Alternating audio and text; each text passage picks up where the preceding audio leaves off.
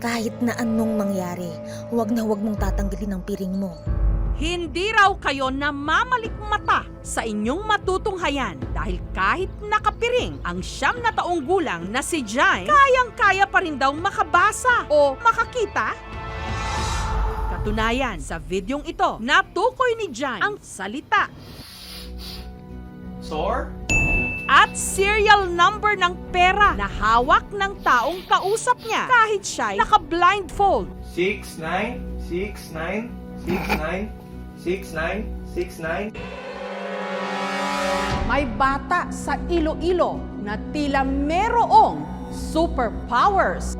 At para patunayang wala itong daya, sinampulan pa ng mag-ama ang aming team para masigurong walang maaaninag si Jaime. 2 beses pa siyang piniringan. Pinaghalo-halo ang mga dala nilang laminated flashcards na may nakaprint na iba't ibang kulay, salita, numero at litrato. At saka random na kumuha ng cards para pahulaan kay Jaime.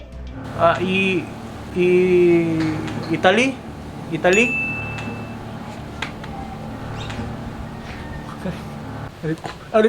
Cancer! Cancer! Cancer! Cancer! Cancer! Sinubukan din ng mga teacher ni Jaime na sila mismo ang magpahula sa kanya. Una nilang inabutan ito ng storybook para ipabasa ang titulo nito.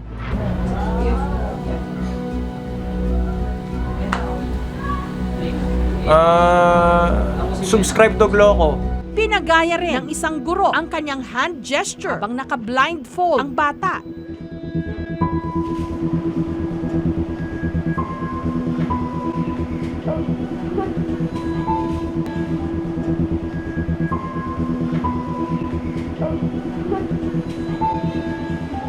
Habang ang isa pa, nag-drawing sa papel at saka pinahulaan kay Jaime ang sketch.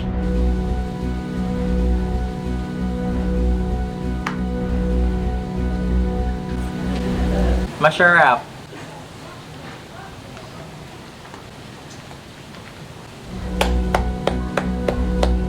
Noong una, hindi ako makapaniwala na wala na yung tamago pagkagising ko.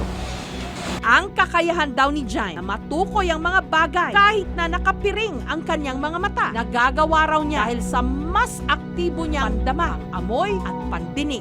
Ang nagturo kay Jaime ng Brain Activation Workshop, si Marlon Dizon, na isa ring lisensyadong physical therapist, sped trainer at sports scientist. Ang ganito raw trick natutunan niya sa Japan taong 2011. No. With a blow punch. Sir, nape-pressure ka ba, sir? No, I don't feel any pressure right now. Para mas ma-activate daw ang utak ng kanyang mga estudyante, sumasailalim sila sa iba't ibang mga pagsasanay sa paningin, pandinig at pandama. Okay, so what's the color? Rainbow? Pero sa pagkakataong ito, kami na ang nagbigay at nagkabit ng piring sa kanya, pati na ang cue cards na kanyang babasahin. Pero si Jaime, makailang ulit nagkamali. Malibog ba to? No.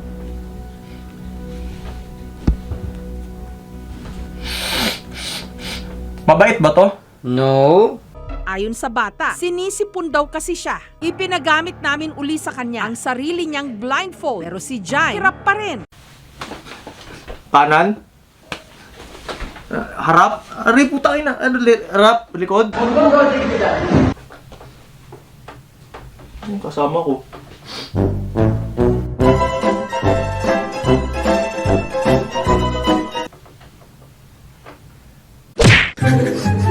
Ito, video na ba yun? Libog ka.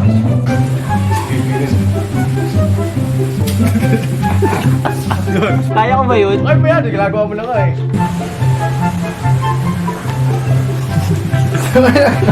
Kaya ko ba yun? Takita mo, Royce. Ganun pinapagawa mo sa akin. What's up? Pako. Game na? Naka-ready na yan?